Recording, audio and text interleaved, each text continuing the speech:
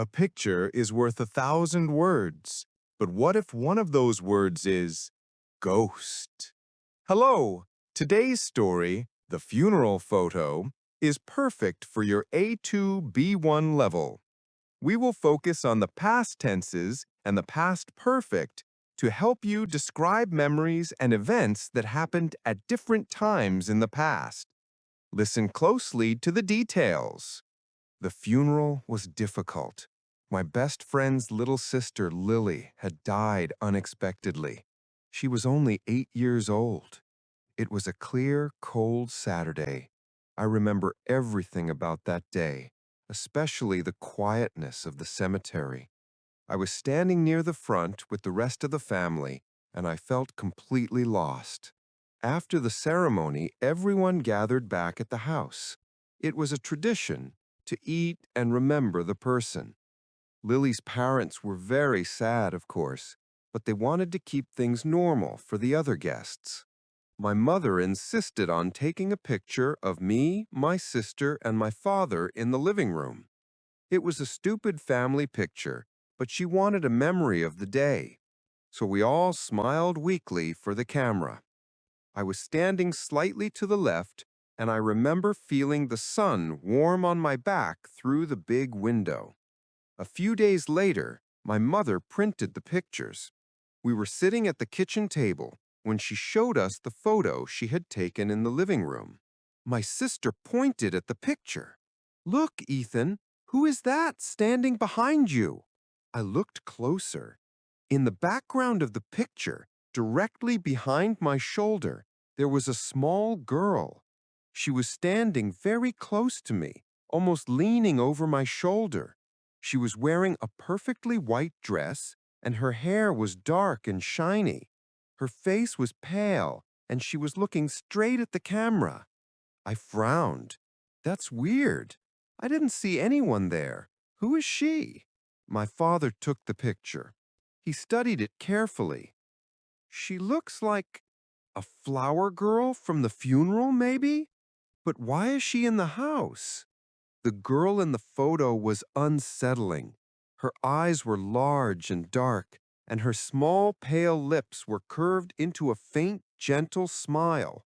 We all looked at the photo for a long time, trying to remember if any guest had brought a young child in a white dress. Nobody could remember seeing her at all. Then my mother gasped softly. She picked up another photo from the pile. This picture was taken at the cemetery, right before they lowered the casket. It was a wide shot of the family standing by the grave. She pointed to a small figure hidden partly behind a large tombstone in the background.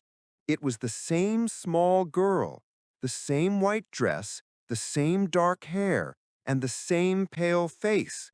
She was watching us. My mother whispered, "But, but Lily's body was in the casket. She was wearing a white dress." A cold feeling washed over me. I remembered the funeral perfectly. Lily had been wearing her favorite white summer dress in the casket, the one her mother had bought her last year. My father, trying to be rational, shook his head. "No, it's just a strange coincidence. Maybe it's a doll or a reflection. It has to be." But I knew it wasn't. The girl in the photo was real, or she had been real. That night, I couldn't sleep. I kept thinking about the heat I had felt on my back in the living room, even though the sun had already set. The next morning, I went to Lily's parents' house. They were still sad, but they let me look through the old photos of Lily. I found a picture of Lily taken last summer. She was standing in a garden, smiling. She was wearing the exact same white dress as the girl in the funeral photo. I felt a dizzying wave of realization. I carefully compared the photos. The girl who was standing behind my back in the living room was Lily.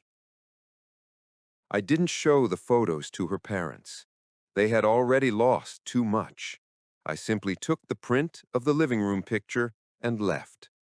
I never showed that photo to anyone else again. I kept it hidden in a box. But sometimes, late at night, I take it out. I look at my younger self smiling weakly at the camera, and I look at Lily standing behind me, smiling her faint, pale smile. I know the truth. When my mother took that picture in the living room, Lily was standing right there, beside me, still not ready to leave.